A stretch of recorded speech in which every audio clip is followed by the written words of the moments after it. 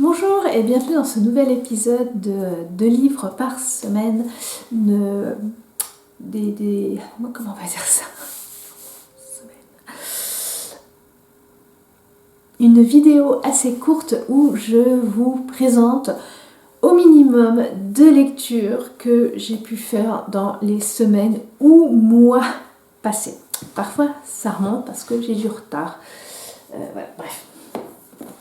La semaine dernière, à chaque fois, j'essaye de vous présenter des livres qui ont, comment dire, les histoires ont un lien. C'est aussi pour ça, je les garde vraiment. Là, vous voyez, il y a plein de piles.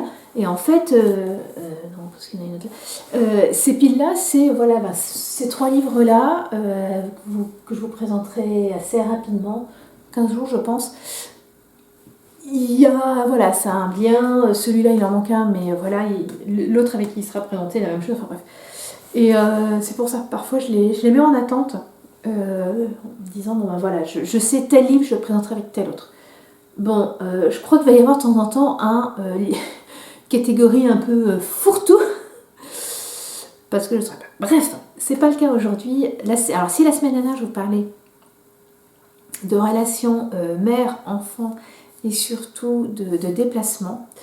Aujourd'hui, les 2 livres que je vais vous présenter vont parler le corps de mère, de fils et d'accident.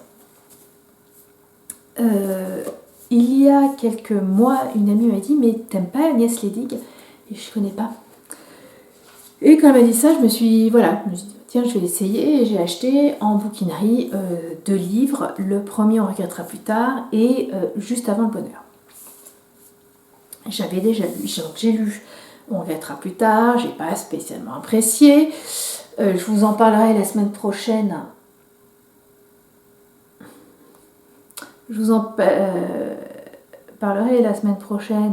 Mais j'ai lu la suite de On regrettera plus tard, qui est de tes nouvelles. Et juste après avoir fini de tes nouvelles, je disais, bah, allez, je prends le dernier, et puis après, je me ferai une... Et donc, j'ai lu Juste avant le bonheur. Alors, par rapport aux 2 autres, Juste avant le bonheur, j'ai lu en une journée. Autant les autres, Agnès Ledig, j'ai mis beaucoup de temps. Autant celui-là, je l'ai commencé, j'ai une journée, c'est même pas ça, quoi. Je pense que c'est vraiment une matinée. On commence par suivre Julie, qui a 20 ans, qui a un fils de 3 ans, qui, le jour où elle est tombée enceinte, donc en étant mineure, s'est fait virer de chez ses parents, qui a été aidée au début pendant sa grossesse, et puis quand son fils était tout petit, mais qui s'est rapidement dû se débrouiller toute seule. Elle est caissière avec un chef qui joue au petit chef. Pas 5 € devant elle si jamais il y a un moindre problème. Voilà, chaque centime est compté. Et mais voilà, elle adore son fils, elle est vraiment heureuse avec lui. Un jour, Paul va faire les courses. On comprend quasiment pour la première fois, sa femme l'a quitté.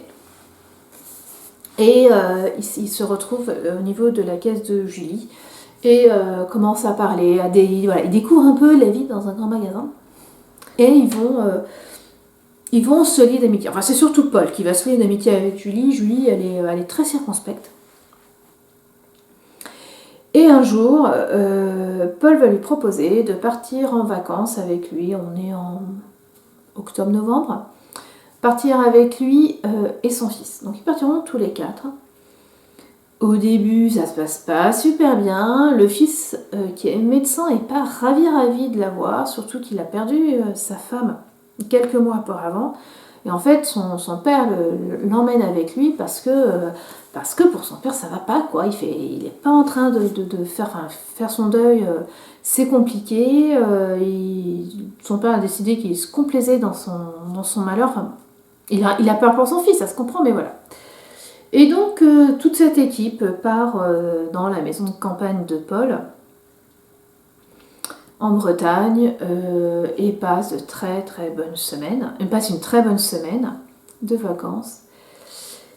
Et au retour, ils sont quasiment arrivés, la voiture a un accident. Ils s'en sortent plus ou moins bien. C'est surtout Lulu, le fils de Julie, qui va se retrouver dans le coma, très fortement blessé. Et voilà. Alors ça, c'est à peu de choses près le premier tiers. Et après, il y a la vie après cet accident qui est autour de Lulu, bref. Alors, je vous ai dit, je ne l'ai pas lâché. Je l'ai commencé, je l'ai fini.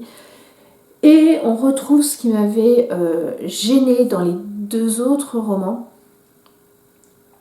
C'est que, de Nestlé Dig, c'est que, je trouve vraiment que Nestlé Dig, c'est... Enfin, j'ai vraiment cette impression-là que dans... on reviendra plus tard, il y avait le problème de Eric qui... porter le deuil de sa femme depuis trop longtemps. Ça faisait 7 ans, bon, c'est long, mais voilà, ça faisait trop longtemps. Là, le fils de Paul, au bout de 3 mois, ça commence à... Voilà, il faut qu'il fasse quelque chose. Et en fait, c'est ça, c'est un peu ce côté, il faut que ça soit tac, tac, tac, tac, tac. J'ai eu aussi un peu le problème à la fin de vouloir, d'une certaine façon, caser tout le monde. Enfin bref. Je l'ai lu. Voilà, je l'ai lu vite, donc j'ai quand même apprécié ma lecture par rapport aux 2 autres où j'avais mis plus de temps à lire. Mais, bon, je vous en reparle la semaine prochaine. Nestlé Dig, voilà, je suis désolée. J'en ai lu 3.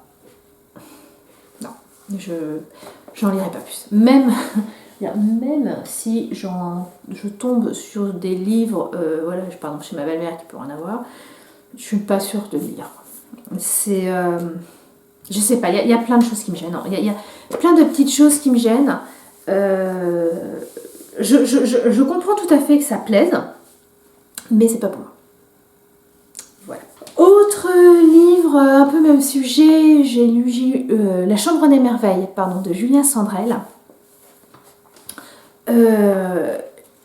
C'était Magdalena sur Triple L de Maki, on avait parlé en courant décembre. Et en allant dans une petite librairie près de chez mes parents, je suis tombée dessus, je me suis dit tiens, on va l'essayer. On va y suivre Thelma, une mère célibataire d'un grand Louis qui lui a 12 ans. Mère célibataire parce que en fait, voilà, elle a décidé que le papa, voilà, qu'elle ne gardait pas le papa. Et elle est à fond dans son boulot. Ça lui permet d'avoir une belle vie, voilà, son fils est tout pour elle. Elle a une relation un peu conflictuelle avec sa mère. Et puis un samedi, alors qu'ils doivent justement aller manger chez la mère de Thelma, ils y vont, ils font pas vraiment attention. Thelma répond à son téléphone pour le travail, Louis fait un peu la tête et va un peu trop vite. Et il a un accident et doit être envoyé à l'hôpital dans le coma. Et les médecins sont plus que réservés sur ses chances de survie. Thelma est dévastée. Depuis 12 ans, on comprend qu'elle a vécu pour son fils. Si elle allait au travail alors qu'elle a plein de choses à reprocher à son travail, c'était pour lui, et que là, tout s'effondre. Et au bout de, je crois, quelques semaines, elle tombe sur un carnet dans la chambre de Louis où il a fait la liste des choses qu'il aimerait faire avant de mourir. Alors, il a 12 ans, donc pour lui, c'était très très loin. Et Thelma décide de faire ce qu'il voulait faire, de faire ces merveilles-là. D'où le nom. Elle embarque, elle explique ça à une infirmière avec qui elle s'entend bien. Et voilà, elle va partir, elle va filmer, elle va montrer à son fils les vidéos qu'elle a pu faire de tout ce que lui voulait faire. Sa mère va être aussi là. Il y a des choses, c'est pas toujours facile à faire quand on est... quand on n'a pas l'âge de son fils. Mais c'était très sympathique. En fait, son idée, c'est vraiment de... Elle veut donner l'envie à son fils de continuer. Voilà, et en fait, la chambre où repose Louis va être surnommée la chambre des merveilles par les infirmières. C'était... j'ai vraiment aimé cette lecture. C'était à la fois triste, mais léger, sans pathos. C'est peut-être ça un peu qui m'embêtait avec justement le bonheur. Il y avait... là, c'était pesant. C'était beaucoup plus pesant. Là, c'est beaucoup plus léger. Ouais, voilà. J'ai beaucoup aimé ce livre.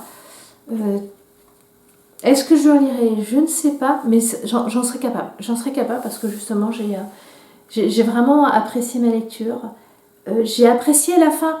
On pourrait dire, je repense à Agnès Ledig et le regrettera plus tard, la fin m'avait laissé sur ma faim. Là, c'est aussi le cas, mais tout en le faisant, il y a quand même une fin. J'ai beaucoup aimé. J'ai beaucoup aimé. Je vous le conseille. Après, voilà, le sujet de base, l'accident d'un enfant, n'est pas facile. Mais j'espère que si vous le lisez, il vous plaira autant qu'à moi. Voilà, c'est tout pour aujourd'hui. On se retrouve. Alors la semaine prochaine, ça sera un peu plus léger. Je finirai de vous parler d'Agnès Ledig. Je suis désolée. Je suis désolée si vous l'appréciez. N'hésitez pas, si vous avez lu ces livres, de me dire ce que vous en avez pensé, vous, de me donner d'autres idées de lecture. Je suis toujours preneuse. Et puis, écoutez, portez-vous bien, lisez bien et à la semaine prochaine. Au revoir.